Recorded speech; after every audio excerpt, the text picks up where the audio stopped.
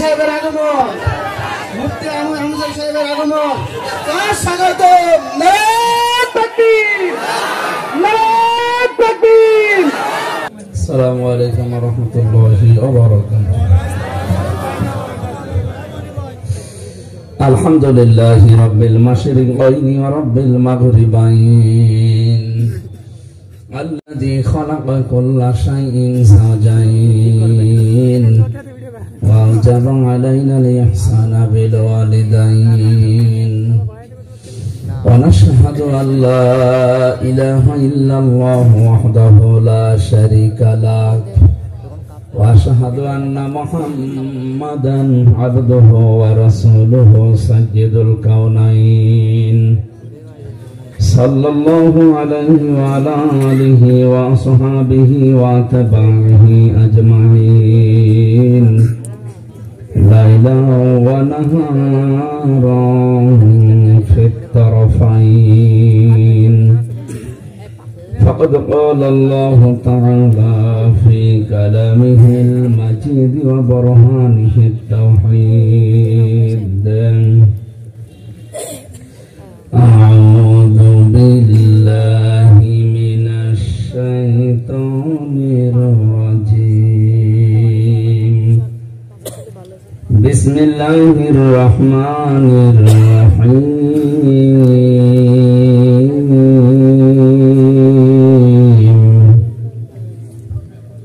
ولقد ذرأنا لجهنم كثيرا من الجن والإنس لهم قلوب لا يفقهون بها ولهم أعين لا يبصرون بها ولهم آذان لا يسمعون بها أولئك كالأنعام بل هم أضل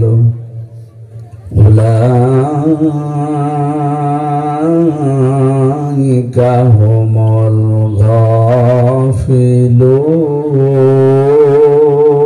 الغافلون صدقت يا ربنا اللهم صل على রিভাব দেন, আওয়াজ বাড়িয়ে দেন, কানে যেন আওয়াজ লাগে। ওয়ালালি সাইয়্যিদিনা মাওলানা মুহাম্মাদ বালাগাল উলা বিকামালিহি কাশাফাদ দুজা বিজামালিহি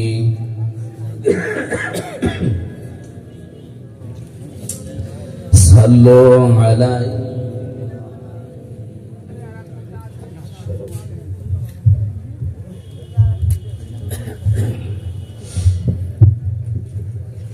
আলহামদুলিল্লাহ।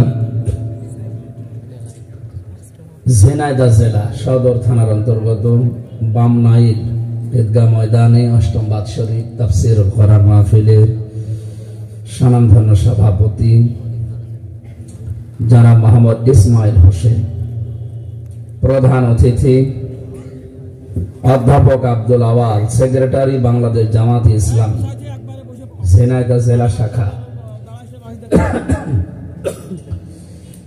বিশেষ অতিথি হিসাবে উপস্থিত আছেন অনেকগুলো মানুষের নাম আমরা দেখতে পাচ্ছি। অধ্যাপক আবু তালেব মন্ডল, নায়েবে আমির বাংলাদেশ জামাত ইসলামী কালীগঞ্জ উপজেলা, জনাব মোহাম্মদ জামিরুল ইসলাম, জনাব মোহাম্মদ ইসরাফিল হোসেন, জনাব জাহিদুর রহমান বিশ্বাস, জনাব শিহাব শিকদার, ইকবাল হোসেন,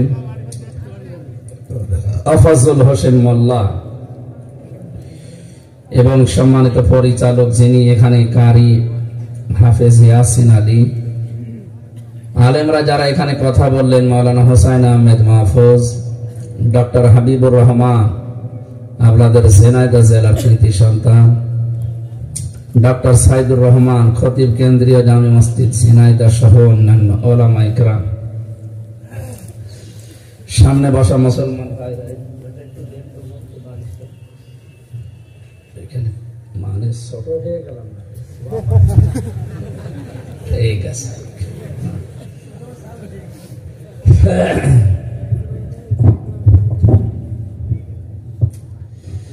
মঞ্চে বসা সম্মানিত ব্যক্তিবর্গ, সামনে বসা মুসলমান ভাইরা, পর্দার আড়ালের সম্মানিত মা এবং বোনেরা, প্রশাসনের ভাইরা, প্রাণ প্রিয় ঝিনাইদহবাসী, আমরা ঝিনাইদহ, মাগুরা, নড়াইল, যশোর, সাতক্ষীরা, রাজবাড়ী, পাবনা, এই সমস্ত জেলা, মেহেরপুর, চুয়াডাঙ্গা, কুষ্টিয়া থেকে যখন বের হই বাড়ি থেকে, মনে করে যে বাড়ির ভেতরে আসি, বাড়ির কাছে। অন্তত যখন এই চট্টগ্রাম, সিলেট, কক্সবাজার এই সমস্ত জায়গায় যায়, তখন মনে হয় যে এক জেলা পার হলাম। আর দেশের এরিয়া পার হলে মনে হয় যে না, একটু বাইরে আসি। যেহেতু মায়ের কাছেই আসি, আমার বাড়িতেও বেশি দূরে না, কুষ্টিয়া, এখান থেকে খুব বেশি হলেও মনে হয় 70-75 কিলো হবে। আমরা এখনো মুসাফিরও হয়নি। আজকে যে সফর আমার, আজকে আমরা মুসাফিরও হয়নি। সেই হিসাবে বাড়ির ভেতরে আসি, নিজেদের লোক আমরা সবাই। কোরআনে কারীম আমরা যারা এখানে শুনতে এসেছি, বলতে এসেছি, আমাদের দায়িত্ব দিয়েছেন আল্লাহ, ফাসতামিউ লাহু ওয়া আনসিতু, চুপ থাকবা, লাগবে না, নীরবে একেবারে নিস্তব্ধ হয়ে গভীর মনোযোগ দিয়ে শুনবা। এই দুইটা আদেশ আল্লাহর। লাআল্লাকুম তুরহামুন, আশা করা যায় আল্লাহর রহমত এখানে নাযিল হবে। আর আমরা যারা বলতে এসেছি, আমাদেরকে আল্লাহ একটা দায়িত্ব দিয়েছেন, আমরা বলার সময় যেন পক্ষপাতিত্ব না করে। কারণ এই দেশে সব কথাই তো যেই ধরনের মানুষ নিয়ে আসুক, সব দলীয় চিন্তাধারায় কথা বলা হয় না। কোরআনে কারীমের কথা বলার লাগবেই একেবারে সবার ঊর্ধ্বে। কিতাবুন উনজিলা ইলাইকা ফালা ইয়াকুন ফি সাদরিকা হারাজুম মিনহু লিতুনযিরা বিহি ওয়া যিকরা লিল মুমিনিন। হে নবী, এই কিতাব আপনাকে আমি দিয়েছি, মানুষদেরকে যখন এই কিতাব হাতে নিয়ে সতর্ক করবেন, আপনার মনের ভেতরে যেন কোনো সংকীর্ণতা কাজ না করে। যিকরা লিল মুমিনিন, কোরআন মুমিনদের জন্য উপদেশ। এর থেকে কয়েকটা শিক্ষা বের হয়। 1 নম্বরে হারাজনের ব্যাখ্যা আমি পেয়েছি। আপনি যখন কোরআনে কারীম প্রচার করতে যাবেন, তখন দেখবেন অনেক মানুষ আপনার বক্তব্য না বোঝার কারণে রাগ করতে পারে। এরকম মানুষ দেশে নেই? আল্লাহ যেটা বোঝাতে চায়, আমরা যদি ওইভাবে উপস্থাপন করি, অনেক মানুষ মনে করতে পারে না, এ যা তো বলে সবই আমার গায়ে লাগে, এ ছাতা চলে যাব, এসে ভুল করলাম। বলেন তো, হামজা এসেছে, ও কি বানিয়ে কথা বলবে? বাবার কথা বলবে?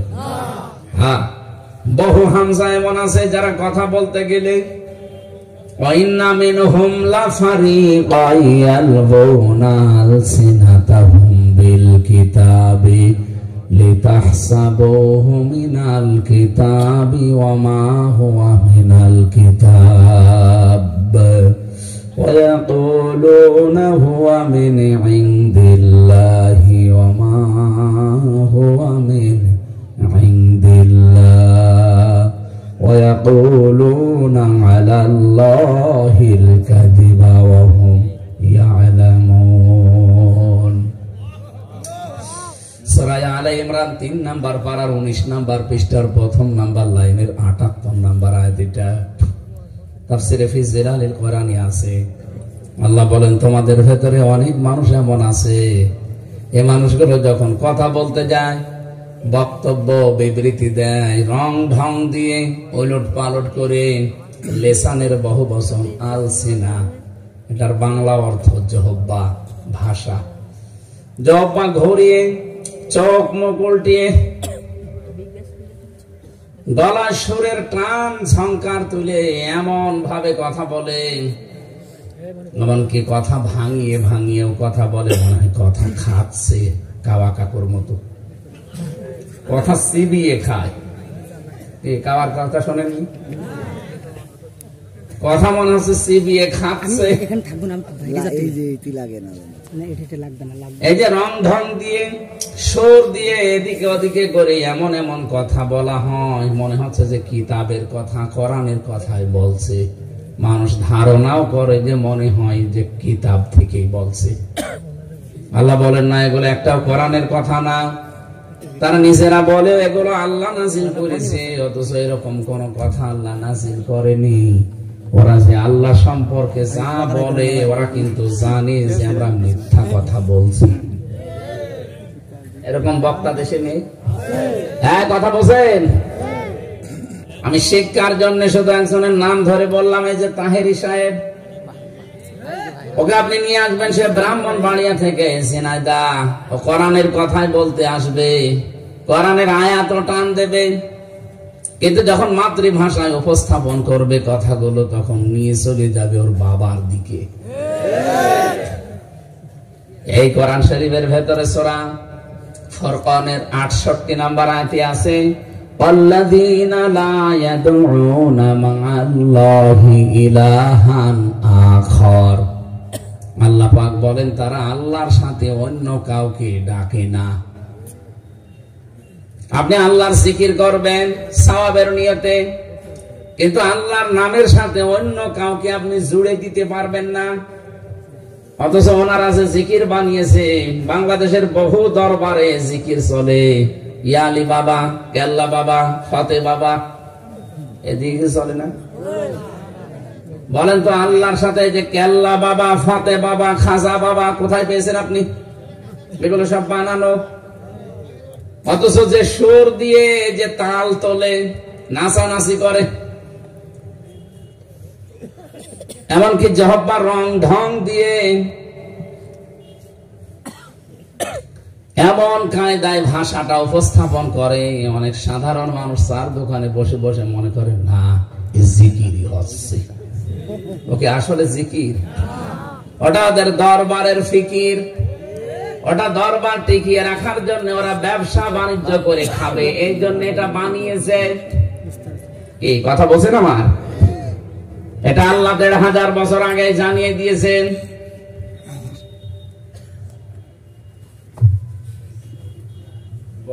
কেউ আসবেন না।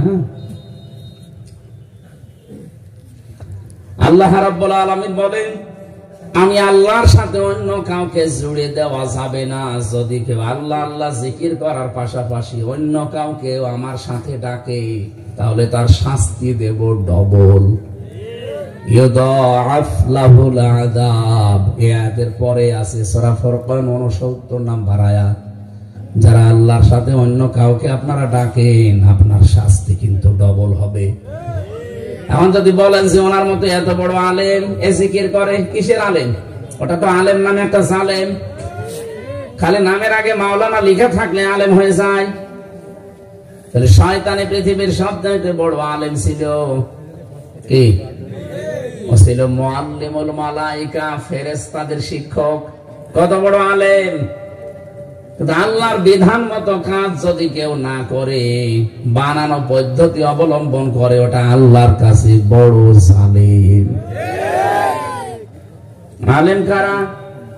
কোরআনে কারীম জানিয়েছে ওমান আসলামু মিম্মান কাতামা শাহাদাতান ইনদাহু মিনাল্লাহ। ওমান আসলাম ইসমে তাফসীলের সিগা এটা। সূরা বাকারার 140 নম্বর আয়াতের প্রথম অংশে আছে, আল্লাহ বলেন আমি আল্লাহর দৃষ্টিতে, তোমরা মনে করো অনেক বড় আলেম, আমি আল্লাহর দৃষ্টিতে বড় জালেম ওই লোকটা মিম্মান কাতামা শাহাদাতান ইনদাহু মিনাল্লাহ, যার কাছে আল্লাহর এই কোরআনের জ্ঞান আছে। এটা জানার পরে দুনিয়ার কোন স্বার্থ পেয়ে যারা গোপন করে রাখে, এরা আল্লাহর কাছে সব চাইতে বড় জালেম। এই হিসাবে বাংলাদেশে বহু আলেম নামে জালেম ছিল না? কথা বলেন না কেন? তাহলে আলেম কারা?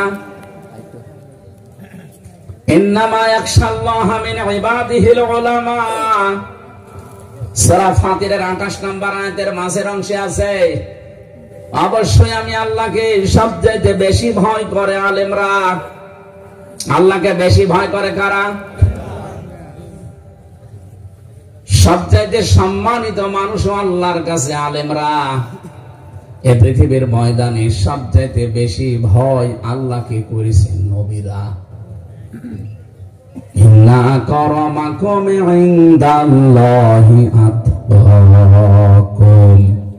সূরা হুজুরাতের 13 নম্বর আয়াতের মাঝে আছে, অবশ্যই আমি আল্লাহর কাছে সবচাইতে বেশি দামি, সবচাইতে বড় ওই লোকটা যার ভেতরে আমি আল্লাহর ভয় বেশি। তাহলে আল্লাহর কাছে বড় ওই লোকটা যে আল্লাহকে বেশি ভয় করে। আল্লাহকে বেশি ভয় করে তামাম দুনিয়ার ভেতরে যারা আলেম, তারা আলেম কারা? যারা জ্ঞানের ওপরে কাজ করে, জ্ঞানের বাইরে গেলে সে কাজ করবে না। জ্ঞান অনুযায়ী যারা কাজ করে তারা আল্লাহর কাছে বড় আলেম। পৃথিবীতে জ্ঞানের ওপরে সবচেয়ে বেশি কাজ করেছে আমরা জানি নবীরা।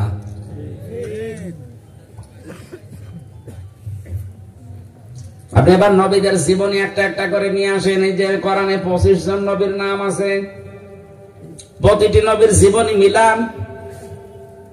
প্রত্যেকটা নবীর জীবনী আমি পড়ে দেখেছি।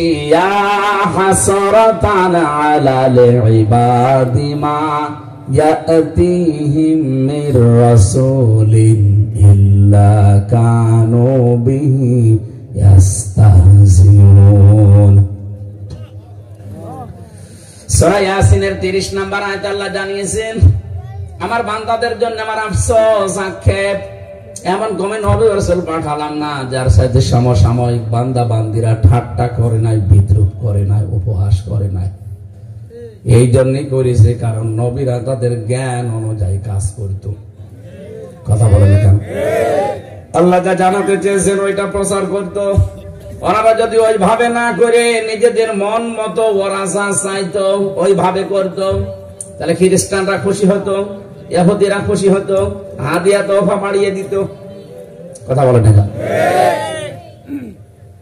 আল্লাহ রাব্বুল আলামিন বলেন, ইন্নাল্লাযীনা ইয়াকতুমুনা মা আনজালাল্লাহু মিনাল কিতাবি ওয়া ইয়াশতারুনা বিহি সামানান ক্বালীলা উলাইকা মা ইয়াকুলুনা ফি বুতুনিহিম ইল্লান নার ওয়া লা ইউকাল্লিমুহুমুল্লাহু ইয়াওমাল কিয়ামাতি ওয়া লা ইউযাক্কিহিম ওয়া লাহুম আযাবুন আলীম।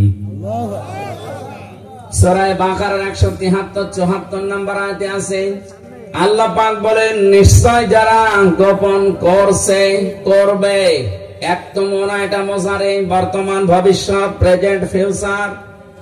মা আনজালাল্লাহ, যা আমি আল্লাহ নাযিল করেছি, মিনাল কিতাব, আমার এই কিতাবের ভেতরে, ওয়া ইয়াশতারুনা বিহি সামানান ক্বালীলা, আর এটার মূল্য হিসাবে দুনিয়ায় কিছু স্বার্থ সিদ্ধি পায় আর এটা বিক্রি করে দেয়। এই 15.5 বছরে বহু আলেম নামে জালেম এটা জালেমদের কাছে বিক্রি করেছে। ওরা যদি সঠিক ভাবে টিকে থাকতে পারতো, ওরাও সাইদি সাহেবের মতো অন্তত 13 বছর না হলো 5 বছর জেলে থাকতো। কথা বলেন না কেন? সে লোকটা জ্ঞানের ওপরে আমল করতে গিয়ে যদি 13 বছর জেল খাটে, তা আমার মতো আলেম তো জ্ঞানের ওপরে চলতে গিয়ে 5 বছর থাকার কথা। এখন যদি বলেন না তার দোষ আছে, আপনার দোষ নেই। কি দোষ আছে তার? তার নাম পাল্টিয়ে বিচার করেছে। তার নাম ছিল দেলাওয়ার হোসাইন সাইদি, নাম দিয়েছে দেল্লু শিকদার। এটা শুধু এখনকার জামানা, আবাহমান কাল থেকে এই নিয়ম নীতি চলে আসছে। আপনি দেখবেন মুসা নবীর নাম ইহুদিরা পাল্টিয়ে দিয়েছে জোসেফ, ওরা জোসেফ বলে ডাকে। আমি বাইরের রাষ্ট্রগুলোতে যখন ইহুদিদের সাথে মিলেছি, তখন ওই যে বাসে ট্রেনে চলাফেরা করতাম, ওই সময় দেখেছি ইহুদিরা মুসা নবীর নাম জোসেফ বলে ডাকে। বাইরের কত রাষ্ট্রে আমি খ্রিস্টানদের সাথেও মিশেছি, তারা হযরতে ঈসা নবীর নাম ঈসা বলে না, বলে যিশু। কথা বলে কোন কারণ? মনে আছে যে আর কি করছে? একটা কথা বলবেন না, আবার কথা বলেন। মানুষের কোন কমন সেন্স আছে? কোন কারণে এখানে এসেছেন আপনি?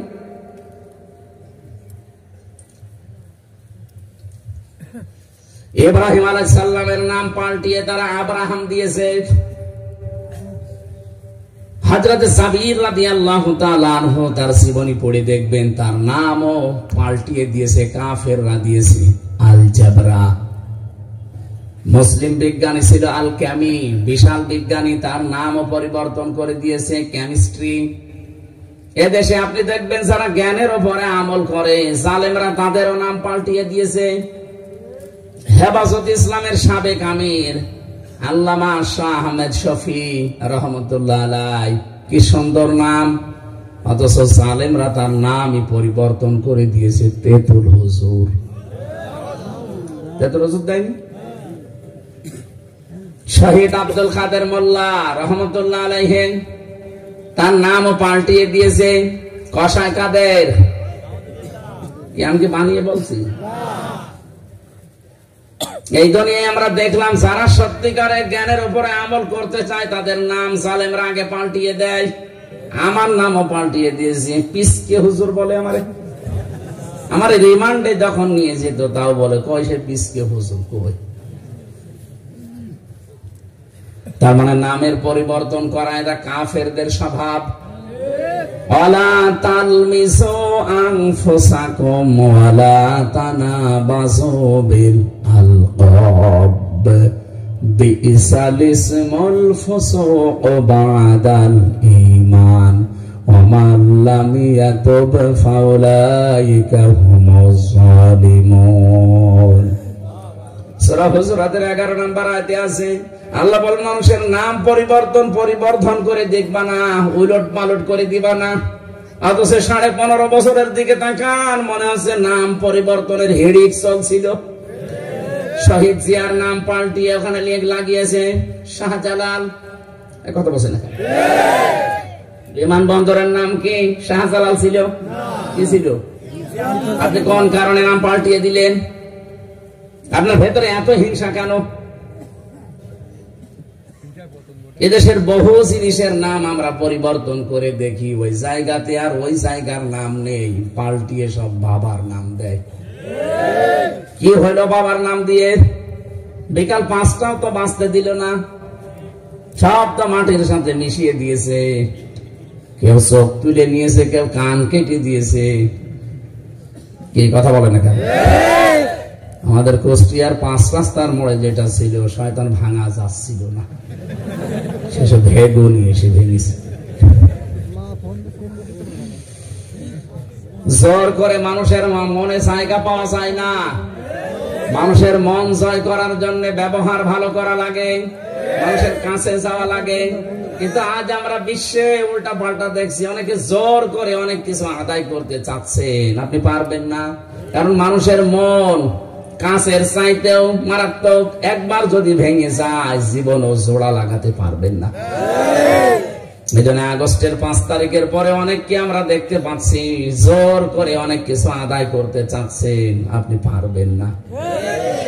যারা মন জয় করে নিয়েছে তারা আপনার মতো টাকা পয়সা দেয় না, খালি ভালো ব্যবহার আর মুখের ভাষাটা। আমার মনে হয় এই মানুষগুলোর উপরে দেশের মানুষ এখন জীবন দেওয়ার জন্য প্রস্তুত। আপনি 5 টাকা চাটা চাইতে গিয়ে 10 টাকার ক্ষতি হয়ে গেছে। কয়েকদিন আগে নারায়ণগঞ্জের বন্দরে রাত 12:30টার সময় চাঁদা আদায় করতে গেছে এক দল। পরের দিন বলছে আমরা চাঁদা আদায় করতে গেলাম, রাতের বেলা মানুষ জানলো কি করে? আরে ভাই, প্রশাসন এই দেশটা একেবারে ভাতের থালার মতো এভাবে রেখে দিয়েছে। আমি নিজে রিমান্ডে দেখেছি ওদের উন্নত জাতের যে মেশিন, আপনি পায়খানায় বসে বসে কি করেন তা ওরা দেখতে পায়।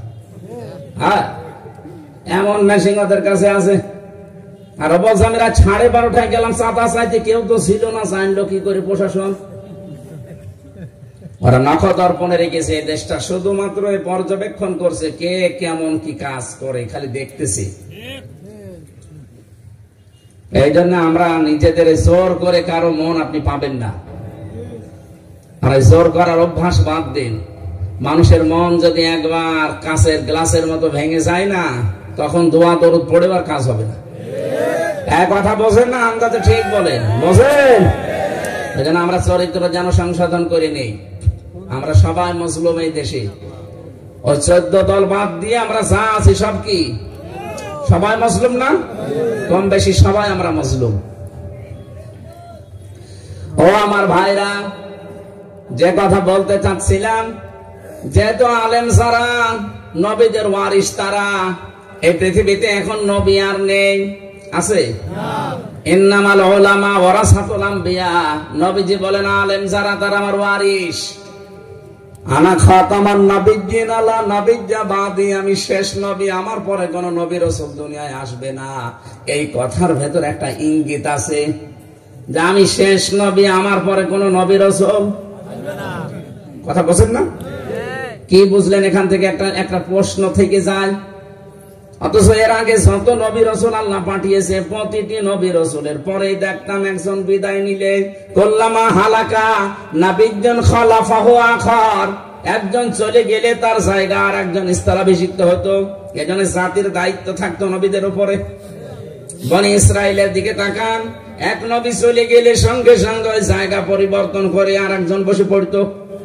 তার মানে আর একজন নবী দায়িত্ব নিয়ে জাতির দায়িত্বে তারা থাকতো। কিন্তু নবীজির পরে যেহেতু আর নবী নেই, এখন বিশাল উম্মতের দায়িত্ব নেবে কে, সামাল দেবে কে? অন্যান্য জামানায় আমরা দেখতাম একটা এলাকার জন্য, গোত্রের জন্য, দেশের জন্য একটা নবী পাঠিয়েছে। একটা এলাকায় যদি 2 লাখ, 5 লাখ, 7 লাখ মানুষ বাস করে, তার জন্য একজন নবী যথেষ্ট হয়ে গেছে। আমাদের নবী ইন্তেকালের পরে তো শুধুমাত্র 1 দেশ, 2 দেশ, 3 দেশ না, তাম পৃথিবীতে যত মানুষ আছে সবার জন্য আমাদের নবী আল্লাহর রাসূল। বলিয়া আইয়ুহান নাসু ইন্নী রাসূলুল্লাহি ইলাইকুম জামিআ। হ্যাঁ নবী, আপনি বলেন আমি তামাম দুনিয়ায় সকলের জন্য আল্লাহর পক্ষ থেকে রসুল হিসাবে এসেছি। সুতরাং উনি যেহেতু বিদায় নিলেন, তামাম দুনিয়ার দায়িত্ব নেওয়া লাগবে, উম্মতকে সামাল দেবে কে? এই জন্য নবীজি ইন্তেকালের আগে এই যে প্রশ্ন তৈরি হতে পারে, এই প্রশ্নের জবাবও দিয়েছেন। আল উলামা ওয়ারাসাতুল আমবিয়া, আলেম যারা এরা নবীর ওয়ারিস। নবীরা টাকা পয়সা ধন দৌলত রেখে যাননি, জ্ঞান রেখেছেন। যারা এই জ্ঞান পাবে, এলেম পাবে, তারা নবীর উত্তরাধিকারী, নায়েবে রাসূল, স্থলাভিষিক্ত। নবী চলে গেছে, ওই দায়িত্ব এখন পালন করবে আলেমরা। কারা? আমরা অনেকে হাদিস পড়ি মনে করি আলেমদের মর্যাদা বর্ণনা করছে, না, এটা আলেমদের দায়িত্ব, এটা গুরু দায়িত্ব বহন করার জন্য হাদিস। নবী নেই, নবীর ওই জায়গাটা আপনাকে পালন করা লাগবে। এটা বিশাল একটা দায়িত্ব, বিশাল আমানত একটা মাথার উপরে দিয়ে গেলেন। খালি আলেম নাম নিলেই হবে? ইন্না আরাদনাল আমানাতা আলাস সামাওয়াতি ওয়াল আরদ ওয়াল জিবাল ফাবাইনা ইয়াহমিলনাহা ওয়াশফাকনা মিনহা ওয়া হামালাহাল ইনসান। সূরা আহজাবের 72 নম্বর আয়াতে আছে, রব্বুল আলামিন বলেন, অবশ্যই আমার এই আমানতটা আমি আসমানে, জমিনে, পাহাড়ে দিতে চেয়েছিলাম। সবাই অস্বীকৃতি জানিয়েছে, সবাই বলেছে না, বিশাল আমানত আমরা পারলাম না। শেষে আমি মানুষের উপরে দিয়েছি। যেহেতু নবীজি মানুষ ছিলেন, নবীজির পরে এটার দায়িত্ব এই মানুষদের উপরে যারা আলেম। কোরআনের বিশাল আমানত বহন করা পাহাড় পারে না, আসমান পারে না, জমিন পারে না। আমরা আলেম যারা দাবি করি তারা বহন করে চলছি। আপনি কি বুঝতেছেন যে কত ভার এর ওজন কত? ইন্না সানুলকি আলাইকা কওলান সাকিলা, অবশ্যই আপনার উপর একটা ভারী কথা আমি আল্লাহ নাযিল করি, ভারী জিনিস আপনার উপরে দেই। নবীজি বলেন ওহী নাযিল হওয়ার সময় দেখতাম ঘোড়ার উপরে, উঠের উপরে বসে আছি, ঘোড়া মাটির ভেতরে বালির ভেতরে ডুবে যাচ্ছে। আমি ঘরমাক্ত হয়ে যেতাম এত শক্তিশালী মানুষ হওয়ার পর। কোরআনের বিশাল আমানত আমরা সত্যি যদি কেউ পালন করতে চায়, আমাদেরও ঘরমাক্ত হয়ে যাওয়ার কথা। কথা বলতেছেন?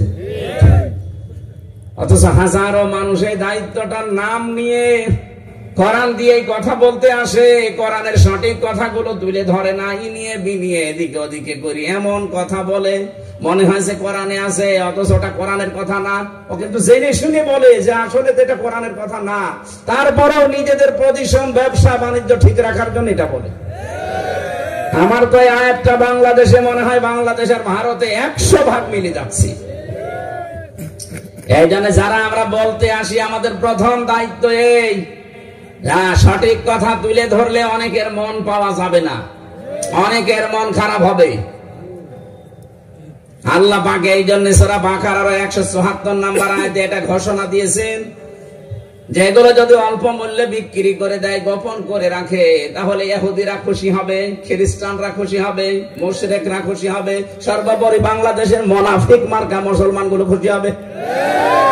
কেন? এগুলো গোপন করলে আপনার হাদিয়া তওফা বেড়ে যাবে, নজর নিয়াজ বেড়ে যাবে, বেতন ভাতা বেড়ে যাবে। কিন্তু সাবধান, উলাইকা মা ইয়াকুলুনা ফি বুতুনিহিম ইল্লান নার।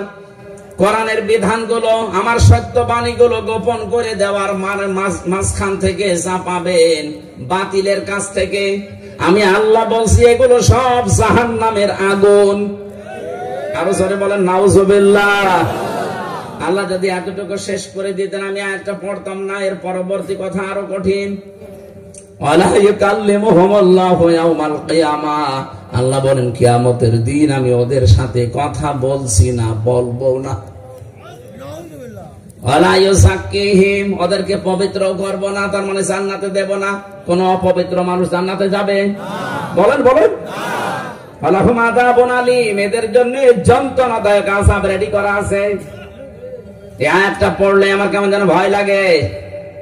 হাজারো আলেম কিয়ামতের দিন, হাজারো পীর, হাজারো ইমাম খতিব ধরা খাবে, যারা সত্যকে সত্য জানার পরেও এই 53 বছর আপনি বলেননি। আপনি মনে করছেন এত বড় দাঁড়ি আমার, আমি ধরা খাবো মানে? আরে ভাই, আপনার চাইতে দাঁড়ি বড় ছিল আব্দুল্লাহ বিন উবাইয়ের। কি কথা বলেন?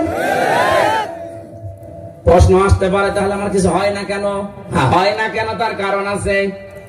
এই পৃথিবীতে সবচাইতে অবাধ্য যারা, আপনি তাদের জীবনী পড়বেন। আমি ফেরাউনের জীবনী পড়ে দেখেছি। এদিকে তাকান। ফেরাউন যা করেছে আল্লাহ সঙ্গে সঙ্গে ওকে ধ্বংস করে দিতে পারতেন, কিন্তু করেননি কয়েকটা কারণে। 1 নম্বরে কারণ ছিল ফেরাউন দিনের বেলা যাই করুক, জনগণের সামনে যাই বলুক আনা রব্বুকুমুল আ'লা, আমি তোমাদের বড় রব, কিন্তু রাতের বেলা গভীর রজনীতে ঘুমিয়ে পড়তো সবাই। ঘোড়ার পিঠে করে যায় নামাজ নিয়ে, পাগড়ি মাথায় দিয়ে ঘোড়ার পিঠে চলে যেত বহু দূরে পাহাড়ের পাদদেশে, সেজদায় পড়ে অঝোর নয়নে কাঁদতো, ডাক দিয়ে বলতো মাবুদ তুমি একজন আছো আমি জানি, তুমি যে আসল রব আমি জানি, আমি যে কয় নাম্বার আমি তাও জানি, কিন্তু মানুষ আমাকে রব বললে আমার খুব ভালো লাগে, এই জন্য আমি দাবি যখন করেই ফেলেছি তুমি আমারে দুনিয়া দিয়ে দাও। এরকম ফেরাউনের মতো বহু মানুষ এই দেশে আছে। লেডি ফেরাউনটা মনে হয় এরকমই ছিল। কথা বলে না কেন? দিনের বেলা যাই করতো করতো শক্ত শক্ত, রাতের বেলা মনে হয় কিছু করতো, এই জন্য আল্লাহ ধ্বংস করে না একবারে। 2 নাম্বার, ফেরাউনের জীবনী পড়তে গিয়ে পেয়েছি এই লোকটা, ওর মা ছিল বৃদ্ধা, আর যাই করুক অবাধ্য কাজ কারবার, কিন্তু মায়ের প্রতি ওর খুব দরদ ছিল, মায়ের সেবা করত। ওর মা মাসে মাসে ওর জন্য দোয়া দিয়েছে। এই মায়ের দোয়ার কারণে ওকে আল্লাহ একবারে ধ্বংস করে দেয়নি। 3 নাম্বারে জীবনীতে পেয়েছি আমি, ওর দাড়ি ছিল লম্বা লম্বা, ওর মাথায় থাকতো পাগড়ি। ওই দেশের যেহেতু রাষ্ট্রীয় পোশাক পাগড়ি আর জুব্বা, এটা মোসানবীর পরনে, ওর পরনে। যতদিন পর্যন্ত এই পোশাক আশাক শরীরে ছিল, আল্লাহ একবার ওরে এই কারণে ধ্বংস করেনি।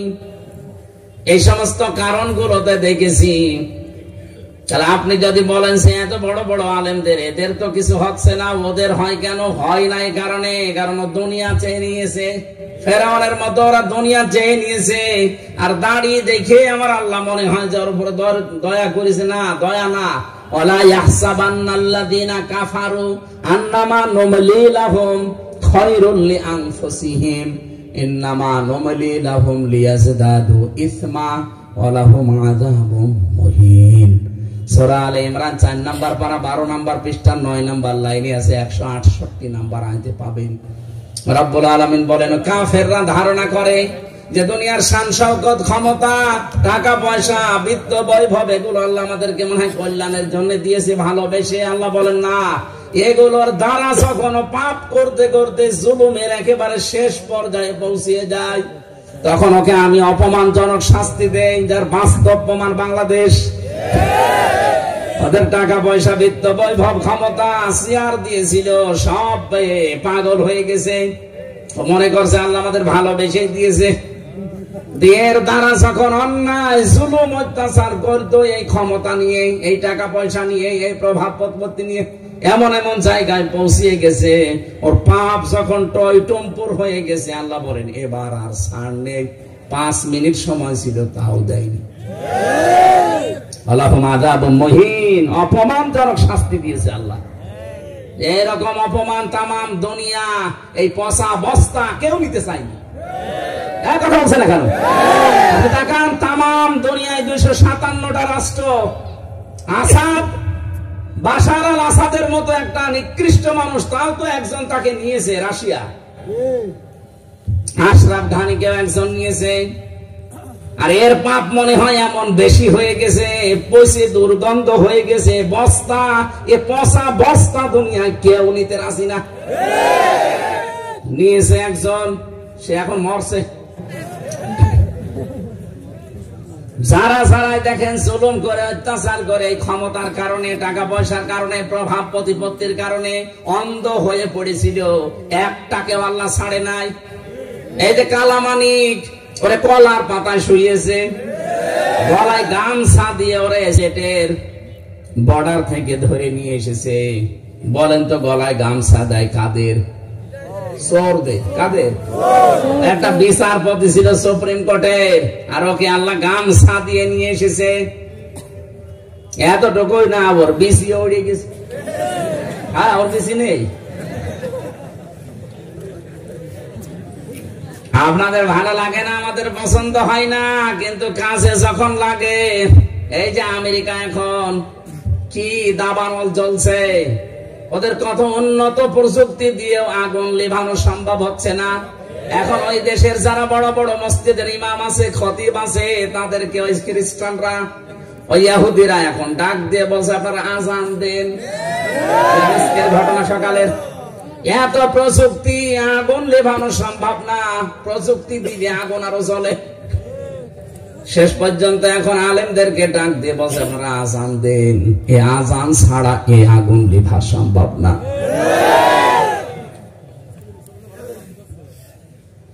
আমি যেটা বোঝাতে চাচ্ছিলাম এই জায়গা থেকে ভালো করে খেয়াল করেন। তাহলে কোরআন দিয়ে আমরা যেটা বোঝাতে চাবো, অনেক মানুষ আছে এমন না বুঝে আন্দাজে মন খারাপ করতে পারে। এটা 53.5 বছর বেশি করেছে, এখনো অনেকে করে। কথা বলছে না কেন? মাওলানা মিজানুর রহমান আজহারি একটা ইঙ্গিত দিল যে একদল খেয়েছে, আর একদল খাওয়ার জন্য মনে হয় রেডি হয়ে আছে। আপনাকে বলেছে 48টা নিবন্ধিত দল আছে এই দেশে যারা নির্বাচন করতে পারবে, একটা দল কিছু বললো না। আপনার গায়ে লাগবে কেন?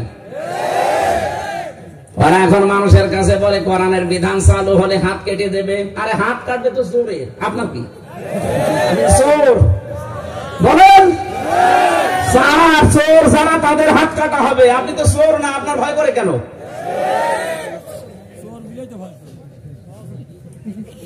ঠাকুর ঘরে কে রে? তার মানে আপনি নিজের গায়ে নিচ্ছেন, এই কারণে আপনার ভেতরে ওই চরিত্র আছে। আলেমদের কাজই পরিবর্তনের জন্য ডাক দেওয়া। আরে ভাই, আমরা তো পরিবর্তনের জন্য ডাক দেই, কারো নাম বলি, আমি কথা বলি না। এরপর আপনি নিজের দিকে টেনে নেন, কোন কারণে টেনে নিচ্ছেন? তার মানে ওই দোষ আপনার ভেতরে আছে, আপনি পরিবর্তন না হয়ে আরো কোরআনকে সংশোধন করতে চান। এই কোরআনের কথা হামজার মুখ দিয়ে অ্যাডভার্টাইজ হচ্ছে, আপনি কি মেনে নেবেন না কোরআন সংশোধন করবেন? এখন এই যে মিজানের নামে, হামজার নামে কত উল্টা পাল্টা কথা আপনি ছড়াচ্ছেন, এটার দ্বারা আপনার মান সম্মান কত কমতেছে আপনি জানেন? এটা তো আগস্টের 5 তারিখের আগে নিজে কালো চশমা দেওয়া আছে চোখে, এখন আগস্টের 5 তারিখ পার হয়ে গেছে, চশমা চোখে নেই, মানুষ এখন সব দেখতে পাচ্ছে। এখানে নিজেকে সংশোধন করে। কোরআনের কথা বললে রাগ হবে, রাগ হয়ে চলে যাবে, এমন কিছু মানুষ আছে। দ্বিতীয় নম্বর হারজনের ব্যাখ্যা হচ্ছে, আবহমান কাল থেকে অনেক নিয়ম নীতি ইসলাম মনে করে এই দেশে পালন করা হয়, অথচ ওটা ইসলাম না।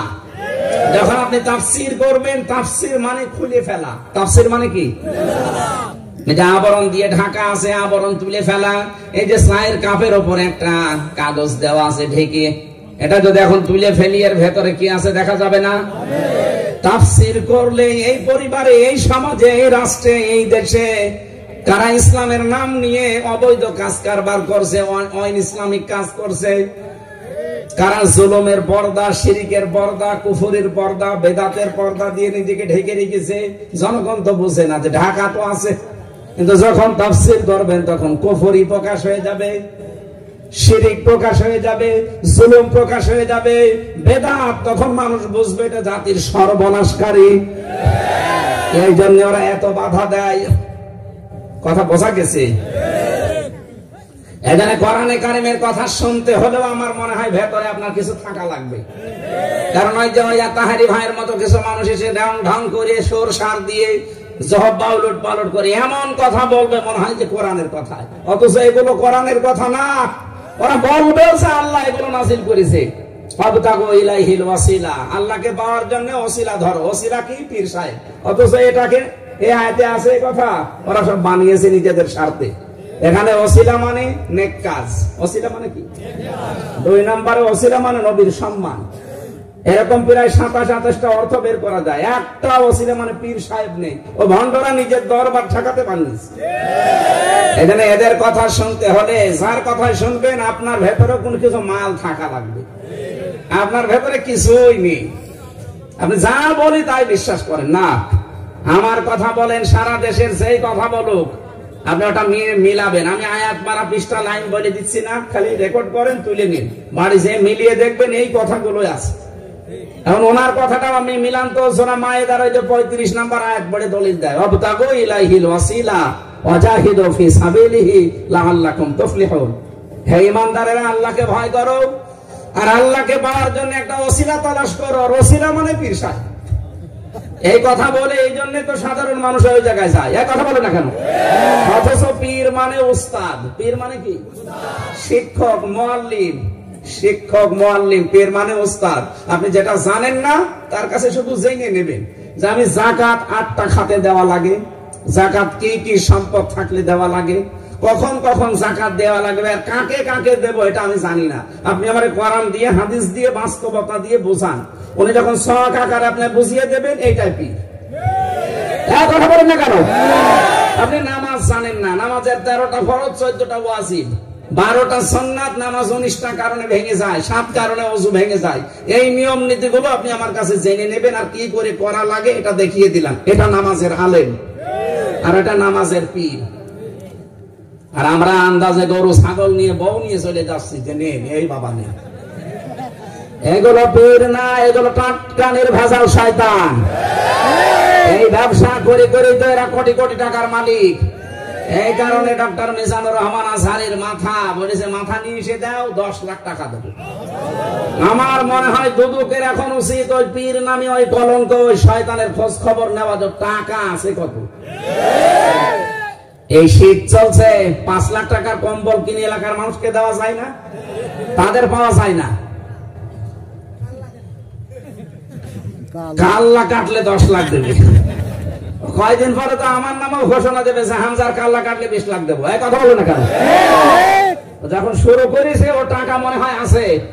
এই জন্য দেশের যারা দায়িত্বে আছেন দুদকের উচিত তোর বাড়ি ঘরে খবর নেওয়া, তোর টাকার উৎস কোথায়, টাকা আছে কি করি। এই সাধারণ মানুষেরা গরু ছাগল সব দিয়ে আসে, ওইগুলো বিক্রি করে করে টাকা জমায়। পীর না, এগুলো পীর নামে কলঙ্ক, শয়তান। যারা বানানো ইসলাম পালন করে, কোরআনের কথা বললে, বিশেষ করে তাফসীর করলে একটাও টিকবে না। তখন ওই মানুষগুলো আপনার নজর নিয়ে হাদিয়া তওফা বন্ধ করবে আর বলবে এগুলো পীর বিরোধী। আরে ভাই, পীর মানে শিক্ষক। শাহজালাল পীর ছিলেন, তার এক হাতে কোরআন শরীফ আর এক হাতে তরবারি। আর আপনি পীর, আপনার কাছে কোরআনও নেই, তরবারি নেই, শুধু আছে হো হো। এটা কি পীর না ক্ষীর?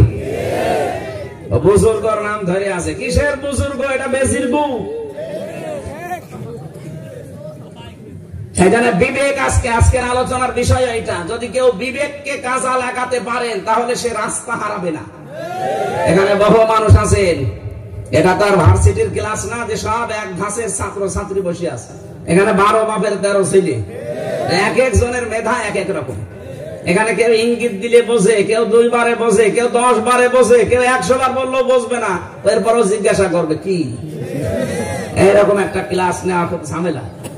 তারপরও আমরা আজকের আলোচনার বিষয় বলছি, বিবেক যদি কেউ কাজে লাগায় তাহলে সে রাস্তা হারাবে না। অন্তত রাস্তা না হারালে আল্লাহ যে রাস্তা পাঠিয়েছেন আপনি সরাসরি জান্নাতে যেতে পারবেন। আসেন তো আজকের আয়াতে আল্লাহ কি দিয়েছেন।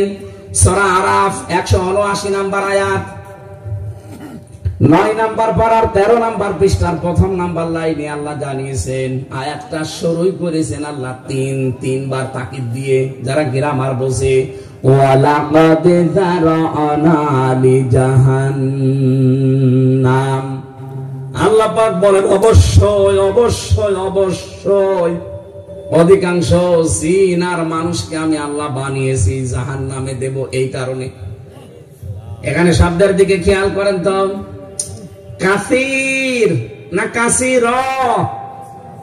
কাসির দেয়নি, কাসির দিয়েছেন। যদি কলিল দিত, কলিলা দিত, তাও তো একটা অর্থ হতো যে অল্প স্বল্প।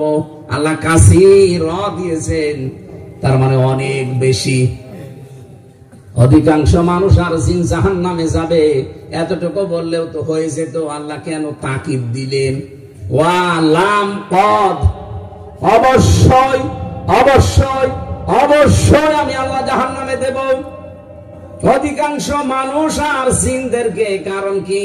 লাহুম কুলুবুল লা ইয়াফকাহুনা বিহা, যাদের কলব আছে, হৃদয় আছে, চিন্তা ভাবনা করার ক্ষমতা আছে, কিন্তু তাদের চিন্তা নেই। তার মানে যারা বিবেকটা কাজে লাগাবে না, এই মানুষগুলো জাহান্নামে যাবে। এ ঘোষণা কার? আরো জোরে বলেন।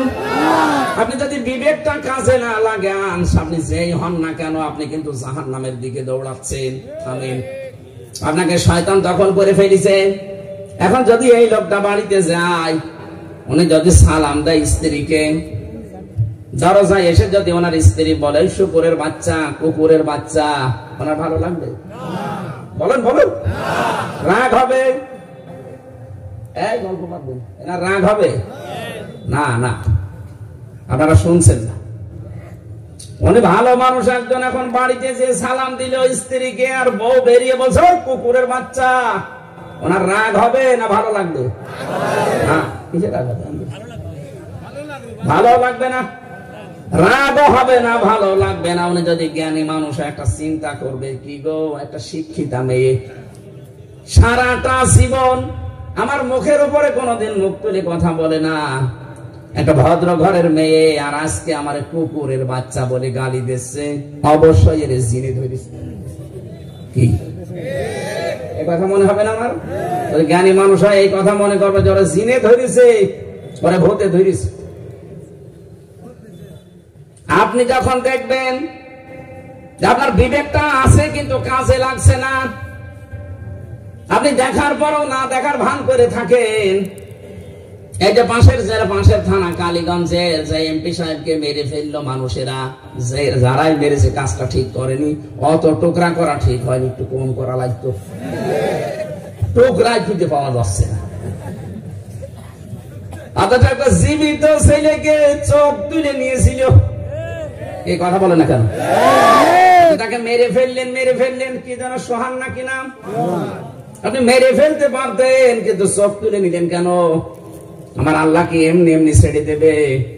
আমেরিকায় আজ আগুন জ্বালিয়েছে, আমার আল্লাহ লিপছে না, কারণ কি? আপনি তাকান গাজার দিকে, গাজায় বহু বাড়িতে ঘরে নারী পুরুষ ছোট বাচ্চারা ছিল, বাইরে থেকে তালা লাগিয়ে ইহুদিরা আগুন লাগিয়ে দিয়েছে।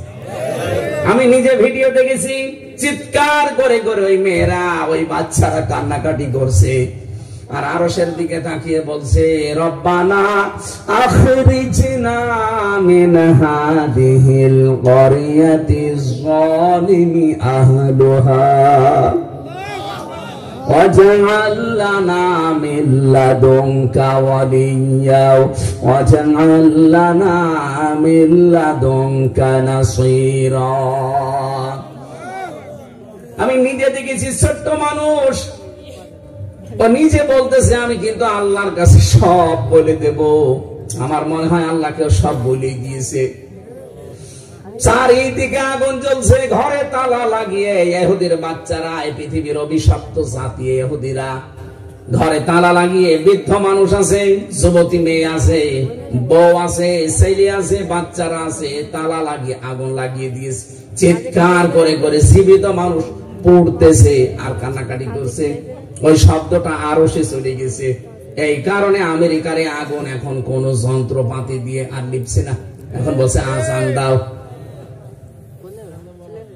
মেয়ে ছেলেটার মা কি বলেছিল আপনি দেখেছেন যে আপনি আমার ছেলেকে মেরে ফেলবেন, ফেলেন, চোখ তুলে নিলেন কেন?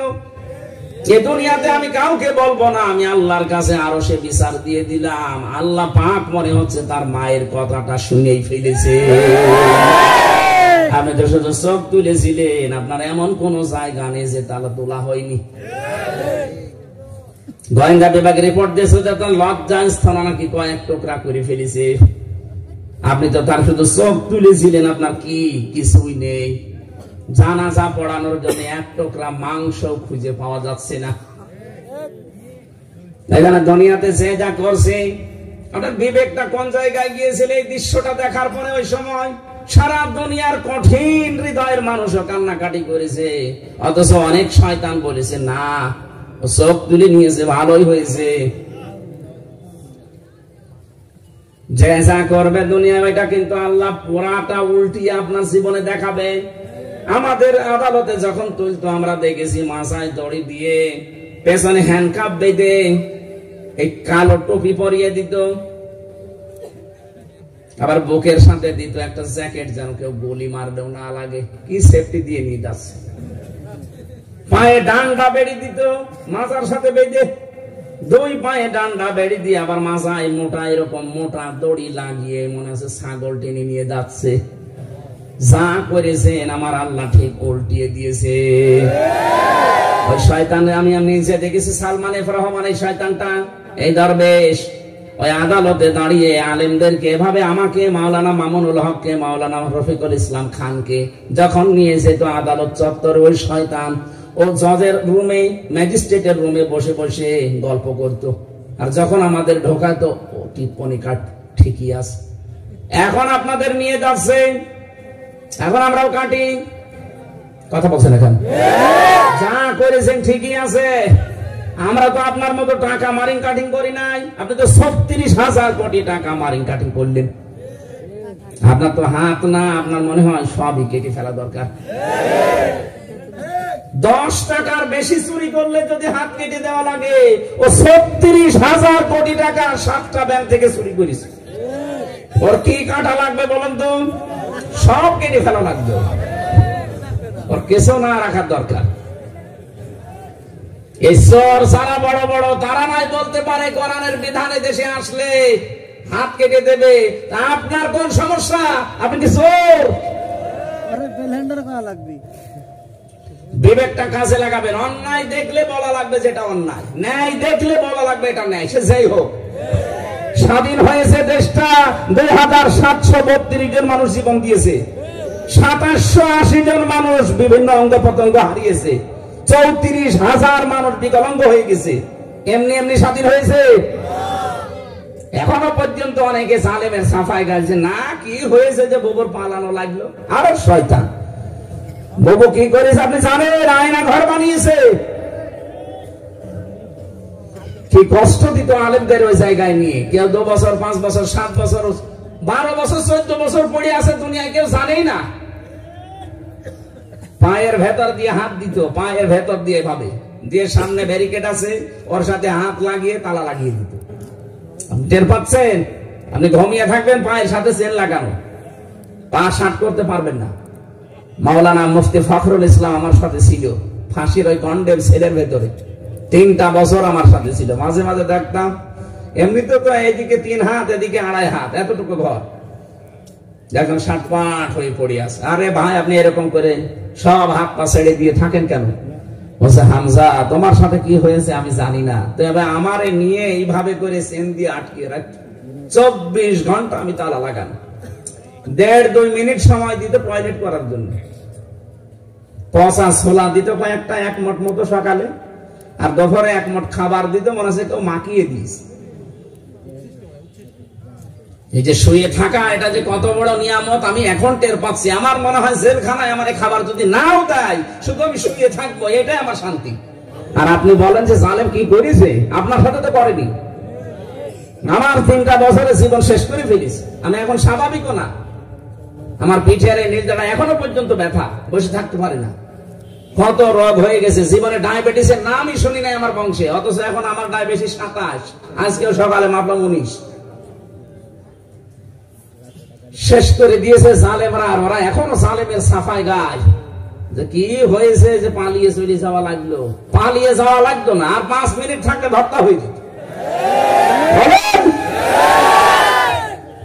গত কয়েকদিন আগে আমি যাচ্ছিলাম ওই যে মৌলভী বাজার, সময় যেহেতু নেই এজন্য ওরা হেলিকপ্টার পাঠিয়েছে। যাওয়ার সময় নারায়ণগঞ্জ পার হওয়ার সময় আমারে ড্রাইভার কি পাইলট সাহেব বলছে যে পাশে যে হুক আছে, এই দরজার হুক লাগান।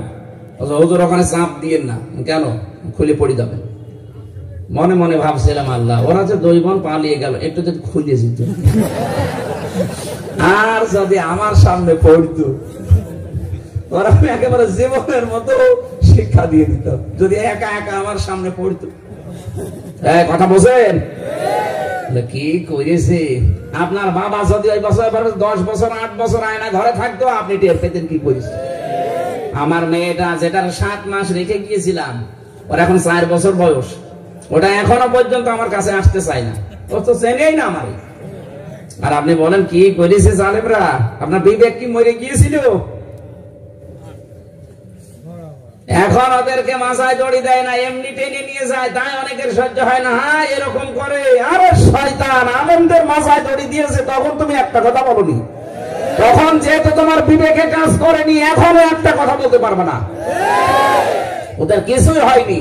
এই কামরুল টাক, এই গমসর, এই শয়তান নাকি 2 তলায় ওঠার কথা ছিল, 4 তলায় তুলতে গিয়েছে আদালতে। বলছেন এত ইতরামি ভালো লাগে না। ইতরামি দেখেছেন কি? আপনি 15 বছর কি করেছেন আলেমদের সাথে? আপনারা কিছু করা হয়নি এখনো। আপনাদের শুধু ডিম দেখায়, ডিম দেয়নি, ডিম দেওয়া লাগবে আপনাদের। আমি দেখেছি আমার নিজের সামনে এইভাবে মেশিন নিয়ে এসে বলতো, এগুলো দিয়ে আমরা এই নখ তুলি হাতে পায়ে। শিবিরের সাবেক সভাপতি ডক্টর শফিকুল ইসলাম মাসুদ, তার হাতের পায়ের সব নখ তুলেছে শয়তানরা। শিবিরের সাবেক সভাপতি দেলাওয়ার হোসেন, তার গরম করে ওর লজ্জাস্থান দিয়ে ঠুকিয়েছে, অনুষঙ্গ নষ্ট হয়ে গেছে। পরবর্তীতে চিকিৎসা করে আল্লাহ আবার ফেরত দিয়েছে। আর শয়তানরা বলে কি হয়েছে আমাদের উপর এমন করছে। আপনার বিবেকটা কাজে লাগে না ভাই। আজ বাংলাদেশে শরীয়ত বিরোধী বলেন, বিবেক বিরোধী বলেন, অন্যায় যে করবে সে যদি আমার বাবাও হয় তার বিপক্ষে যাওয়া লাগবে, হয়তো আপনি পথ হারিয়ে ফেলবেন। হ্যাঁ, কোরআনের এইটাই মেসেজ, আপনি পথ হারিয়ে ফেলবেন যদি বিবেক আপনার কাজে না লাগে। সুতরাং চাঁদাবাজি করা এটা মানবতা মেনে নেয়, বিবেক মেনে নেয়? বলেন, একটা মানুষ 14 বছর 20 বছর বিদেশ খাটে, এত কষ্ট করে কিছু টাকা নিয়ে এসে একটা বাড়ি বানাবে ঝিনাইদা, আর বড় ভাই যাবে, মেজ ভাই যাবে, সেজ ভাই যাবে, ছোট ভাই যাবে, বলে মিষ্টি খাবো। মিষ্টি কয় টাকা? 5 লাখ। ওরে শয়তান, কোন দেশে মিষ্টি তোমার 5 লাখ টাকা লাগবে? এই সাদাবাজি না করে ভিক্ষা করে খাওয়া ভালো। এখানে এই কাজটা যে করছে, এখন যদি আপনি দলীয় লোক বলে সাপোর্ট দেন না আমার দল করে, ওই এতদিন অত্যাচারিত হয়েছে, তা আপনি অত্যাচারিত হয়েছে, আমি হইনি, আমি তো গেলাম না সাদাবাজি করতে। সুতরাং সেই যাবে সে সেই হোক, ও যদি জামাত ইসলামের লোক হয়, ও যদি বিএনপির লোক হয়, ও যদি চরমনার লোক হয়, সে যেই হোক, সাদা তো দেওয়া যাবে না, তখন সব এক হয়ে যাওয়া লাগবে। এখানে যদি সব এক না হন, আপনিও ধরা খাবেন কিয়ামতে। 2 দিন পরে আপনার মেয়ে তুলে নিয়ে যে আনন্দ করবে, তখন টের পাবে। কি কথা বলছেন না কেন? এই জন্যই তো বৈষম্য বিরোধী ছাত্র আন্দোলনে জীবন দেওয়া লাগলো, যে অন্যায় আমরা করি না, অন্যায় মেনেও নেব না। বিবেকটা কাজে লাগান, নয়তো কিন্তু সামনে মুসিবত আছে আপনার। আপনি বলছেন তো আমার না, ও অন্যের মেয়ে নিয়ে যাচ্ছে, কয়েকদিন পরে আপনার বোন নিয়ে যাবে, সেদিন বুঝবেন যে এটা আমার, তখন আর আফসোস করে লাভ হবে? এটা শুধু দুনিয়ার বিষয় না, মরণের পরেও যারা বিবেককে কাজে লাগান না, মরণের পরে তারা সবচেয়ে বেশি আফসোস করবে। জাহান্নামে যখন নিয়ে যাবে, কুল্লামা উলকিয়া ফিহা ফাউজুন সাআলাহুম খাজানাতুহা আলাম ইয়াতিকুম নাযীর ক্বালু বালা ক্বাদ জাআনা নাযীর। ফেরেশতারা জাহান্নামের যে দারোয়ান মালিক জিজ্ঞাসা করবে, কি তোমাদের কাছে কোনো সতর্ককারী যায়নি? বলবে গিয়েছিল, ওদের কথা শুনেছিলাম, কিন্তু মনে করতাম বেটা মনে হয় মিথ্যা কথা বলে। আমার মনে হয় আয়াতটা এখন আমাদের জীবনে অনেকের সাথে মিলে যাচ্ছে। কথা বললে তোর বিশ্বাস হতে চায় না, চোখ বন্ধ হোক তখন বিশ্বাস হবে। এত বলি যে সোজা হয়ে চলেন, বাঁকা পথে চলেন না। সোজা আপনি হবেন, চকলেটের মতো মুড়িয়ে আপনাকে নিয়েও যাওয়া হবে কবরে, তখন আপনার আর নড়াচড়া থাকবে না। আপনি যদি বাঁকা হয়েও মরে যান, মরণের পরে কিন্তু লোকজন আপনাকে একেবারে সোজা করে ফেলবে, তো কাফনের কাপড় পরাবে কি করে? যতই বাঁকা হয়ে মরেন, বাঁকা পথে চলেন, মরণের পরে সোজা করে একেবারে চকলেটের মতো সোজা করে মুড়িয়ে ফেলবে। কথা বলে ঠিক কিনা? এখানে বিবেকটা আজকে কাজে লাগাবেন। আমি এখানে দল বুঝি না, দলদারি বুঝি না, আমার আত্মীয়করণ বুঝি না, আমি বুঝি আমার বিবেকে সায় দেয় কিনা। সাহাবী প্রশ্ন করলেন, হে নবী, আমার ভেতরে ঈমান আছে, এটা আমি টের পাবো কি করে? নবীজি বললেন, তখন দেখবা অন্যায় দেখলেই তোমার বিবেকে সায় দেয় যে না এটা অন্যায়, ন্যায় কাজ দেখলেই তোমার কাছে আনন্দ লাগে, তখন বুঝবা যে তোমার ভেতরে ঈমান আছে। আমাদের ভেতরে এটা যেন তৈরি হয়, বলেন আমিন। সূরা জুমারের ভেতরে আমরা পেয়েছি, ফেরেশতারা যখন ধাক্কাতে ধাক্কাতে নিয়ে যাবে জাহান্নামের গেটে, যাওয়ার পরে সবচাইতে বেশি গরম শোনা লাগবে জাহান্নামের গেটে। দারওয়ান যিনি মালিকের কথা বললাম, ওই ফেরেশতা তখন বলবে, আলাম ইয়াতিকুম রুসুলুম মিনকুম ইয়াতলুনা আলাইকুম আয়াতি রাব্বিকুম ওয়া ইউনজিরুনাকুম লিকাআ ইয়াউমিকুম হাদা। তোদের কাছে কি রাসূল যায়নি? আলেম ওলামা যায়নি। এখানে রাসূলের বহু বচন আলেম ওলামার দিকে নিয়ে যেতে হবে, কারণ এখন নবী রাসূল নেই, এখন আলেম আছে। তারা কি তোদেরকে কথা বোঝায়নি? বলে বুঝিয়েছিল, কিন্তু আমরা মিথ্যা মনে করতাম। জোরে বলেন নাউজুবিল্লাহ। আল্লাহ পাক আমাদেরকে যেন কঠিন বিপদে না ফেলে দেন, বলেন আমিন। মা বোন যারা এসেছেন, কত সতর্ক করা হয় আপনাদেরকে যে দুনিয়া সব একদিকে, আপনার স্বামী একদিকে, এটা খেয়াল রাখবেন। কিন্তু অধিকাংশ মহিলা দেখি স্বামীর সাথে তর্ক করে, এমনকি অনেক মহিলা আছে স্বামীকে ধরে মারে। কি বর হাতে মার খাওয়া মানুষ দেশে নেই? এখানে কারা খেয়েছেন হাত তোলেন তো। আরে ভাই, আদর করেও তো মারে, তোলেন না কেন? তোলেন। এই এলাকায় মনে হয় বিয়ে শাদী বন্ধ হয়ে গেছে না। সম্মানিত মা বোনেরা, আপনাদেরকে আমরা বাঁচাতে চাচ্ছি। আপনার বিবেকটা কাজে লাগাবেন যে আল্লাহর পরে এই পৃথিবীতে আপনার স্বামীর স্থান। যদি সেজদা দেওয়া জায়েজ থাকতো আল্লাহ বাদে, তাহলে স্বামীকে সেজদা দেওয়ার কথা ছিল। অথচ দুনিয়ায় সাংসারিক জীবনে ছোটখাটো বিষয়ের জন্য আপনি স্বামীর সাথে নাফরমানি করেন, খোঁটা দেন তাকে। নবীজি সবচাইতে বেশি জাহান্নামে মেয়েদেরকে দেখেছে 2টা কারণে। একটা স্বামীর নাফরমানি করা, আর 2 নম্বরে কিছু হলেই খোঁটা দেওয়া। নামাজ না পড়ে জাহান্নামে গেছে, রোজা না রেখে জাহান্নামে গেছে, হজ না করে জাহান্নামে গেছে, আমি পাইনি। কিন্তু এই কাজ করলে জাহান্নামে নবী দেখেছে, আল্লাহর নবী নিজে মেরাজ থেকে এসে বলেছে যে অধিকাংশ মেয়েরা স্বামীর সাথে নাফরমানি করে, সারা জীবন চলছে ঠিক, হঠাৎ করে একটা জিনিস কম হয়ে গেলে ওর মন মেজাজ খারাপ হয়ে যায়, তখন বরদোয়া দেয় যে তোমার বাড়ি এসে কিচ্ছু পেলাম না। বলেন নাউজুবিল্লাহ। খাদিজাতুল কুবরার নাম শোনেননি? বলেন। সম্মানিত মা বোন যারা এসেছেন, আপনি পড়ে দেখবেন তার জীবনে এক ওয়াক্ত নামাজ পড়েননি খাদিজা, রোজা রাখেননি একটাও, একবারও হজ করেননি, একটা পয়সা যাকাত দেননি। কিন্তু আল্লাহ পাক তার জন্য একটা জান্নাতে ঘর বানিয়ে দুনিয়ায় পাঠিয়ে দিয়েছেন। এই কারণ তিনি তার স্বামীর খেদমতে সবচাইতে উপরে ছিলেন, স্বামীকে সাহায্য করতেন পেছন দরজা দিয়ে। এই জন্য আমরাও চাই আপনার চরিত্র, আপনার স্বভাব, আপনার আচরণ যেন খাদিজাতুল কুবরার মতো হয়। যে যেখান থেকে এসেছি আমরা, যেহেতু আর একটা অনুষ্ঠান আছে, আমরা আজকে আর পারছি না, আজকে দিনের বেলা একটা এমনি ছিল, আর আমি জানি তো আমার শরীর এখন স্বাভাবিক হচ্ছে না, বিবেকটা আমরা যেন যে যেখানে থাকি কাজে লাগাই। আল্লাহুম্মা আমিন। লা হাওলা ওয়ালা কুওয়াতা ইল্লা বিল্লাহিল আলিয়্যিল আযীম। আল্লাহুম্মা গফিরলি ওয়ারহামনি ওয়াহদিনি ওয়াফিনি ওয়ারযুকনি ইয়া রাব্বাল আলামিন। রব্বুল আলামিন, সারাটা জীবন অপরাধ করে জীবনটা নষ্ট করে ফেলেছি, আমাদের বিবেকেও তো কাজে লাগে না। আল্লাহ তাআলা আমাদের বিবেকটা তুমি আবু বকরের মতো বানিয়ে দাও, আমাদের বিবেকটা হযরত ওমরের মতো বানিয়ে দাও, আমাদের বিবেক তুমি হযরত ওসমানের মতো, হযরত আলী রিদওয়ানুল্লাহি তাআলা আলাইহিম আজমাইনদের মতো বানিয়ে দাও। আমাদের মা বোনদেরকে তুমি খাদিজাতুল কুবরার মতো, ফাতিমাতুজ জোহরার মতো বানিয়ে দাও।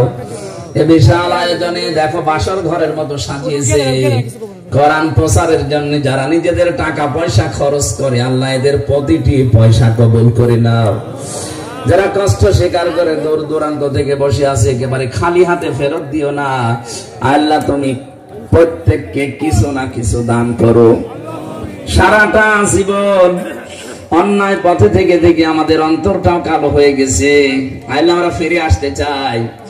ওমরের মতো টপ টেরার মানুষকে যদি তুমি হেদায়েত দিয়ে পৃথিবীর শ্রেষ্ঠ মানুষ বানিয়ে দিতে পারো, আল্লাহ আমাদেরকে তুমি পথ দেখাও। আজকে থেকে যেন আমাদের বিবেকটা কাজে লাগাতে পারি, এরকম বিবেক তুমি তৈরি করে দাও। আমি সহ যারা অসুস্থ আছি, আমাদের শেফায়ে কামেলা জেলা নসিব করো। এই মাহফিলের বরেণ্য সদস্য যারা তিল তিল করে একটা বছর ধরে ধরে এটা গড়ে তুলেছে, আল্লাহ তাআলা এদের কাউকে খালি হাতে ফেরত দিও না। তোমার নবী জানিয়েছে কোরআন প্রচারে যদি একটা টাকাও খরচ হয়, কিয়ামত ওই টাকার হিসাব দেওয়া লাগবে না। এদের যত কিছু আজকে খরচ হয়েছে, আল্লাহ তুমি এদের জীবনের হিসাবের বাইরে রেখে দাও। এদের মা বাবা যাদের আছে, হায়াত বাড়িয়ে দাও। এলাকায় মাটির নিচে যত মানুষ ধনী আছে, কোরআনের ইজ্জতে মাফ করে দাও। আমি আবার বলছি, আল্লাহ যারা বিবেককে কাজে লাগায় না, তাদেরকে তুমি জাহান্নামে দেবে বলেছো, আমাদেরকে তুমি মেহেরবানি করে বাঁচাও। বারাকাল্লাহু লানা ওয়া লাকুম ফিল কোরআনিল আযীম।